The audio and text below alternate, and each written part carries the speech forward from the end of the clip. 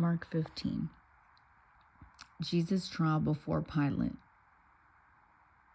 Very early in the morning, the leading priests, the elders, and the teachers of religious law, the entire high council, met to discuss their next step. They bound Jesus, led him away, and took him to Pilate, the Roman governor. Pilate asked Jesus, "Are you the king of the Jews?" Jesus replied, "You have said it." Then the leading priests kept accusing him of many crimes, and Pilate asked him, "Aren't you going to answer them? What about all these charges they are bringing against you?"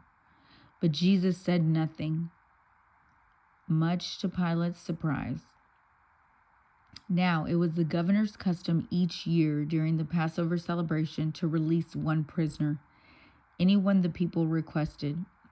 One of the prisoners at this time was Barabbas, a revolutionary who had committed murder in an uprising. The crowd went to Pilate and asked him to release a prisoner as usual. "Would you like me to release to you this king of the Jews?" Pilate asked. For he realized by now that the leading priests had arrested Jesus out of envy. But at this point, the leading priests stirred up the crowd to demand the release of Barabbas instead of Jesus. Pilate asked them, "Then what should I do with this man you call the King of the Jews?" They shouted. "Crucify him." "Why?" Pilate demanded. "What crime has he committed?" But the mob roared even louder, "Crucify him." So to pacify the crowd, Pilate released Barabbas to them.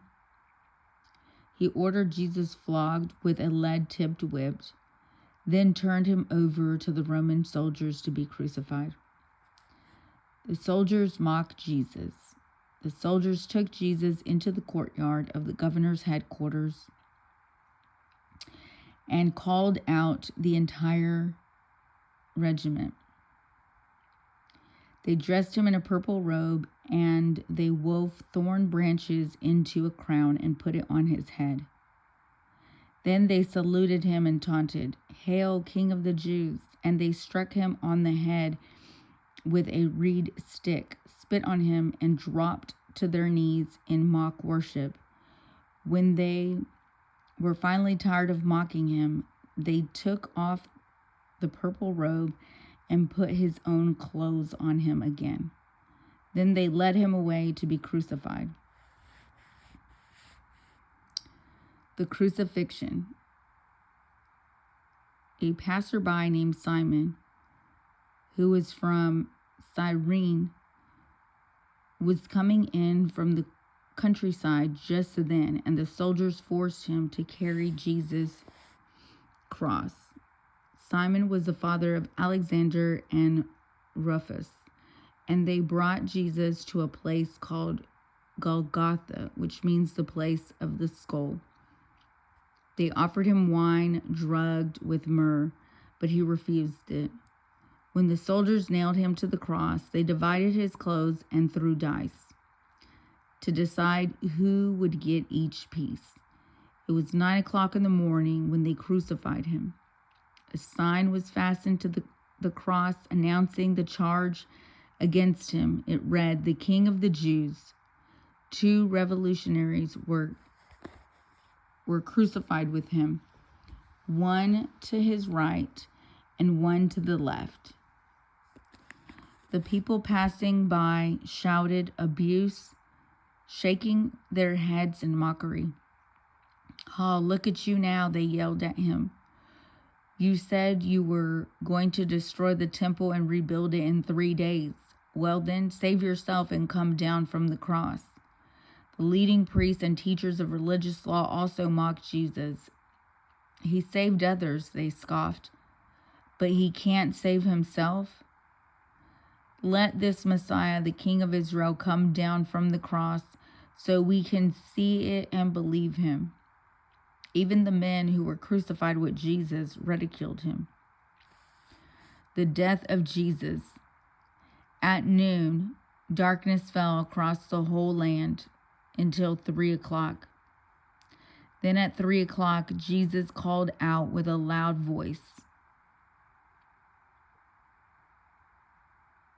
Eli, Eli, lama sabachthani, which means, my God, why have you abandoned me? Some of the bystanders misunderstood and thought he was calling for the prophet of Elijah. One of them ran and filled a sponge with sour wine, holding it up to him on a reed stick so he could drink. Wait, he said, let's see whether Elijah comes to take him down. Then Jesus uttered another loud cry and breathed his last.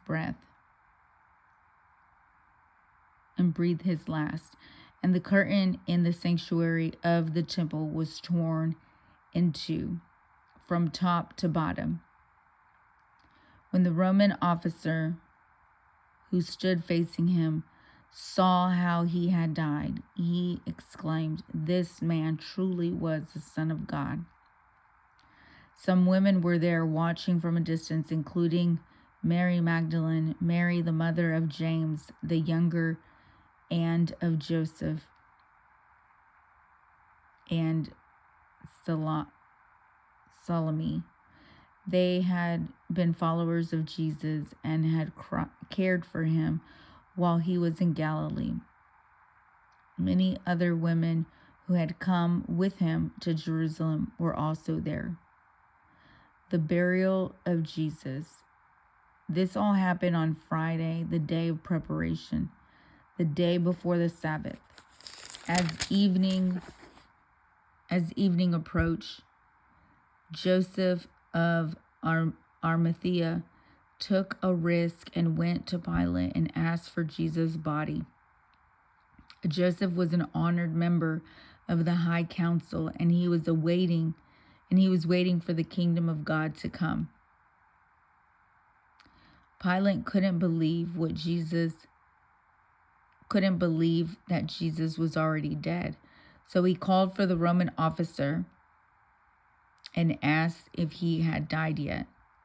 The officer confirmed that Jesus was dead, so Pilate told Joseph he could have the body.